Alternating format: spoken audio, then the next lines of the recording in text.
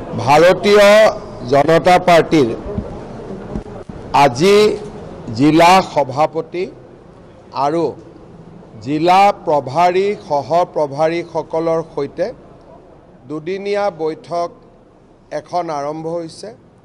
বৈঠকত কেন্দ্ৰীয় মন্ত্ৰী সৰ্বানন্দ সোণোৱাল ডাঙৰীয়া, ভাৰতীয় জনতা পাৰ্টিৰ সভাপতি দিলীপ শইকীয়া, আমাৰ প্ৰভাৰী হৰিশ দ্বিবেদীকে ধৰি ৰাজ্যৰ নেতৃত্বই এই সভাত ভাগ লৈছে। এই সভাত আমি আগন্তুক নিৰ্বাচনৰ প্ৰতি লক্ষ্য ৰাখি কেইবাটাও গুৰুত্বপূৰ্ণ দিশ আলোচনা কৰিছোঁ। সভাৰ শেষত ভাৰতীয় জনতা পাৰ্টিৰ ষ্টেট কোৰ কমিটিৰ বৈঠক এখনো অনুষ্ঠিত হয়। ষ্টেট কোৰ কমিটিৰ বৈঠকত নিৰ্বাচন সম্পৰ্কীয় বিভিন্ন সমিতি, election management committee, manifesto committee, বিভিন্ন ধৰণৰ কমিটি আদি নিৰ্মাণৰ বাবেও আজি কোৰ কমিটিয়ে প্ৰস্তাৱ লৈছে। গুৱাহাটীত ভাৰতীয় জনতা পাৰ্টিৰ বুথ সভাপতিসকলক লৈ এখন সমাৱেশ কৰাৰ বাবেও সিদ্ধান্ত লৈছে আৰু আমাৰ বিভিন্ন বুথৰ যুৱ মৰ্চাৰ সভাপতিসকলক লৈও যুৱ সমাৰোহ এখন অনুষ্ঠিত কৰাৰো সিদ্ধান্ত লৈছে। সমান্তৰালভাৱে প্ৰধানমন্ত্ৰী নৰেন্দ্ৰ মোদী ডাঙৰীয়াৰ আগন্তুক কেইবাটাও অসম ভ্ৰমণ, গৃহমন্ত্ৰী অমিত শ্বাহ ডাঙৰীয়াৰ অসম ভ্ৰমণ, বিত্তমন্ত্ৰী নিৰ্মলা সীতাৰমণ ডাঙৰীয়ানীৰ অসম ভ্ৰমণ আৰু আমাৰ ৰাষ্ট্ৰীয় সভাপতি JP নাড্ডাৰ অসম ভ্ৰমণ সম্পৰ্কেও সভাত আলোচনা হৈছে। সভাত সকলোৱে একেলগে জুবিন গাৰ্গৰ প্ৰতি শ্ৰদ্ধাঞ্জলিও নিবেদন কৰিছে আৰু জুবিন গাৰ্গৰ তদন্তৰ গতি ন্যায়ৰ পৰ্যায়লৈকে যাতে যাব পাৰে তাৰ বাবেও চৰকাৰক নিজৰ দায়িত্ব পালন কৰিবলৈ অনুৰোধ জনাইছে। ইয়াৰ লগতে আমি BTC নিৰ্বাচন আৰু 6 জনগোষ্ঠীৰ জনজাতিকৰণ আদি বিষয়বিলাকৰ ওপৰতো আমি আলোচনা কৰিছোঁ। দল আৰু চৰকাৰৰ দৃষ্টিভংগী এই ক্ষেত্ৰত আমি ভাৱৰ বিনিময়ৰ জৰিয়তে একত্ৰিতভাৱে আগবাঢ়িবলৈ আমি সিদ্ধান্ত লৈছোঁ।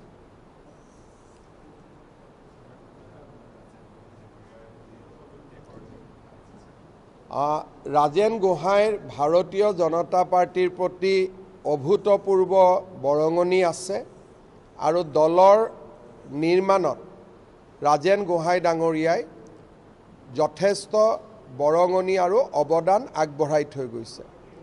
তদ্ৰুপভাৱে ৰাজেন গোহাঁই ডাঙৰীয়াৰ বৰঙণিক সন্মান জনাই ভাৰতীয় জনতা পাৰ্টিয়ে তেখেতক কেইবাবাৰো সংসদ সদস্য হোৱাৰ সুবিধা দিছে।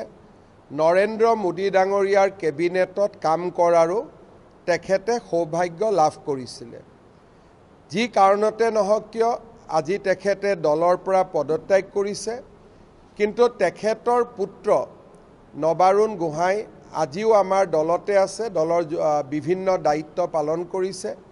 মই ভাবোঁ য'তে ৰাজেন গোহাঁই ডাঙৰীয়াই যোগদান নকৰক কিয় তেওঁৰ ৰাজনৈতিক জীৱন যাতে উজ্জ্বল হয়, ৰাজনৈতিক জীৱন যাতে আৰু অধিক সৰ্বাংগ সুন্দৰ হয়, দেশৰ বাবে, জাতিৰ বাবে, মাটিৰ বাবে যাতে তেখেতে কাম কৰি থাকিব পাৰে, তাৰ বাবে ভাৰতীয় জনতা পাৰ্টিৰ হৈ আমি তেখেতক অজস্ৰ শুভকামনা আগবঢ়াইছোঁ। এই আলোচনাৰ বৰ্তমান পৰিৱেশ নহয়। ভাৰতীয় জনতা পাৰ্টিয়ে BPFৰ লগত আমাৰ যি ৰাজনৈতিক আলাপ আলোচনা কৰিব লাগে তাক আমি কৰি আছোঁ। কিন্তু বৰ্তমান হাগ্ৰামা মহিলাৰীয়ে চৰকাৰ এখন গঠন কৰিছে। চৰকাৰখন শক্তিশালী কৰিবৰ বাবে তেখেতক 30টা দিন 40টা দিনৰ প্ৰয়োজন আছে। তেখেতসকলে ইতিমধ্যে তেখেতসকলৰ মনৰ ভাৱ প্ৰকাশ কৰিছে যে NDAত আমি আহিব বিচাৰোঁ, কিন্তু UPPL থাকিব নালাগে। এই সিদ্ধান্তবিলাক সময়ত ৰাষ্ট্ৰীয় নেতৃত্বই গ্ৰহণ কৰিব। বৰ্তমান আমি BPF চৰকাৰখন যাতে সফল হয়, হাগ্ৰামা মহিলাৰী যাতে সফল হয়, তাৰ বাবে আমি তেখেতক ভাৰতীয় জনতা পাৰ্টি আৰু অসম চৰকাৰ দুয়োটাই তেখেতক আমি সহযোগিতা আগবঢ়াই যাম।